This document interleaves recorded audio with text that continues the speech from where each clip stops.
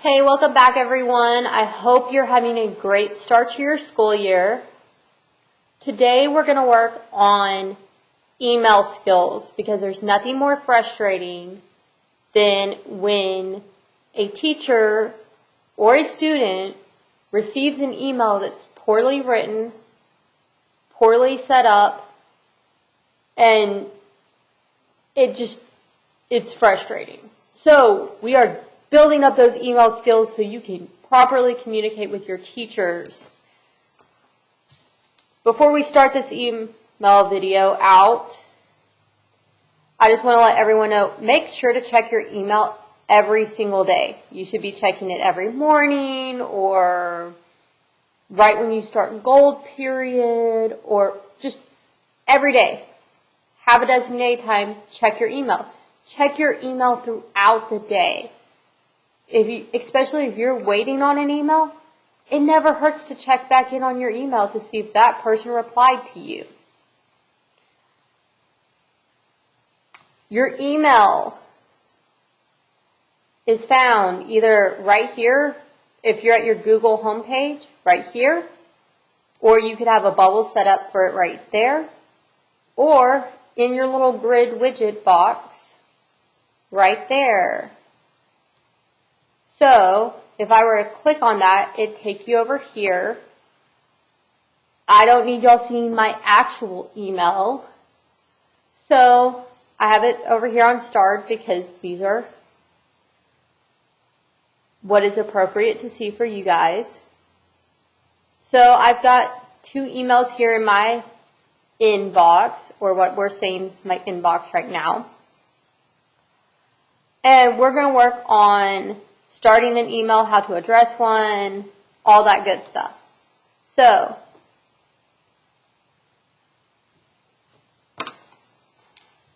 I am going to ask Hope what she's doing for lunch today, even though it's 1:30 in the afternoon. So, you always want to, first off, let's back up, start your email with a description. So if I'm asking Hope about lunch, I'm just going to label this email lunch. Over here, Dr. Barton sent me an email and it was a question from someone, so he labeled it question. Mr. Woodworth sent me an email to use for the email video that says email. So I labeled this email lunch, because I'm asking Hope Ms. Esseltine, what her plans are for lunch. The way I found her email was I started typing in her name and just clicked. Anybody within this district's emails are going to be loaded in right here. If I want to send this to multiple people, I can click carbon copy or CC, and I can add Mr. Woodworth, I can add Mr. Allen, I can add Miss Mock. If I wanted someone to be added, but blind carbon copied and not know who else was getting the email, or something along that lines, if you're emailing a teacher and you wanted to email a different teacher as backup, you could add blind carbon copy there. They won't see that. So I'm going to add Mr. Moody on there. So you have 3 different ways that you could email people.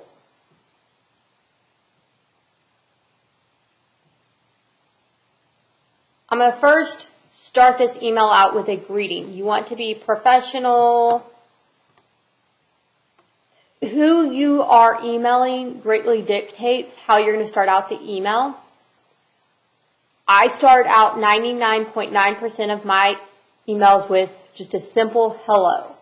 It's simple, it's professional, and it starts your email out on the correct foot. Then I'm going to get into the body of my email. You want your body to be clear and precise. You don't want to come across as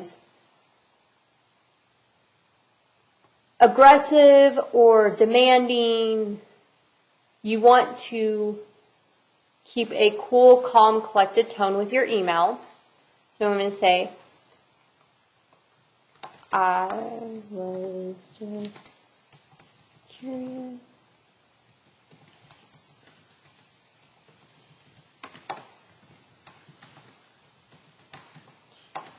Today, question mark.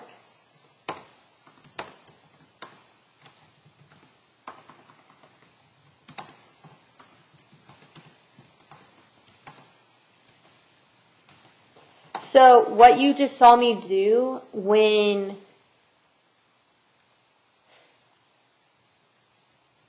Google, there would be a phrase that popped up in gray and you heard me click a button and it made the text black.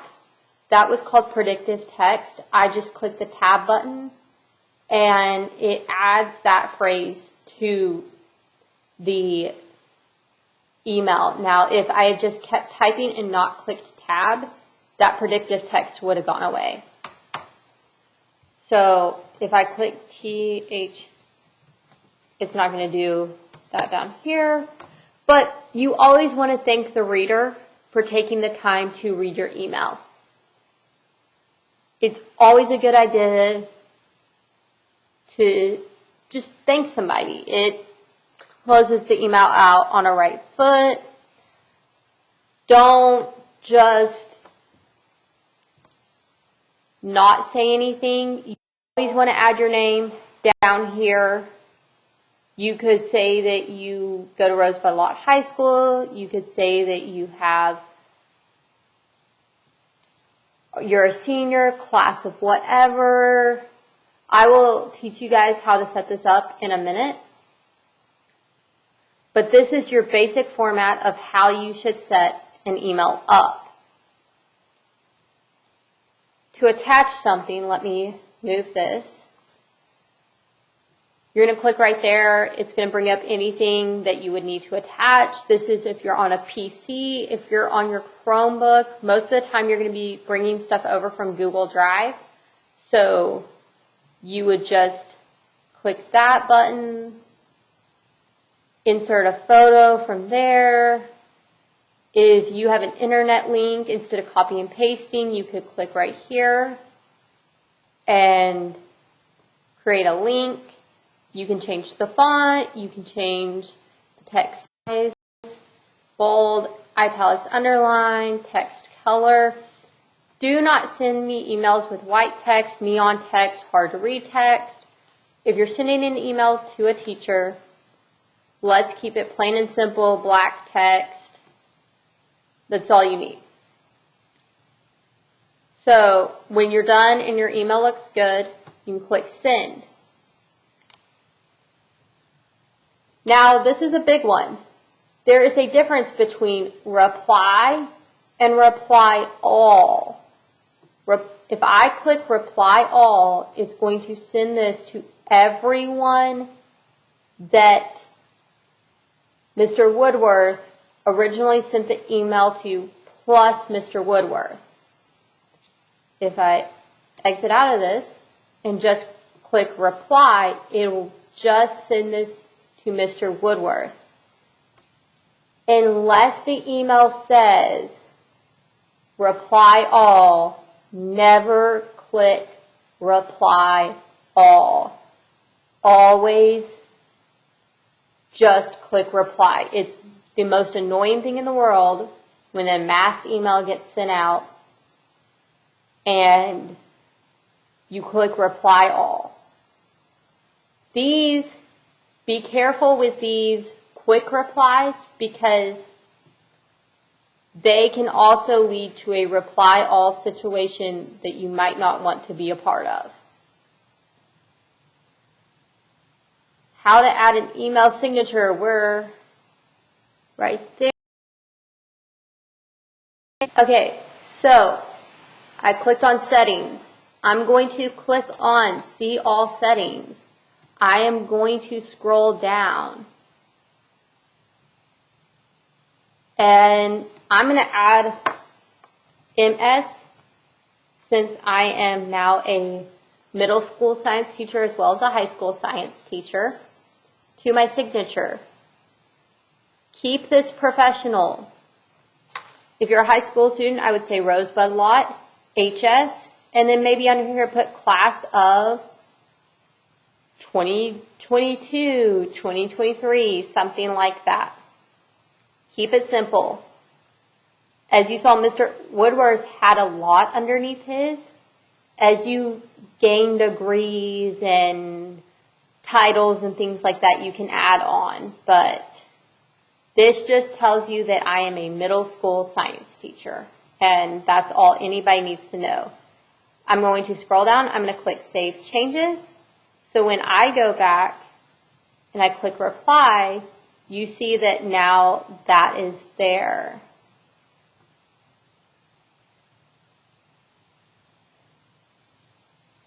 So you should always aim to email people back as soon as possible, because that is the polite, appropriate thing to do. As for your teachers emailing you back, and I would follow this guideline as well, if it's after 4:30, don't expect an email back until the next day, because your teachers have lives and families outside of school, and they're probably not checking their school email until they get home.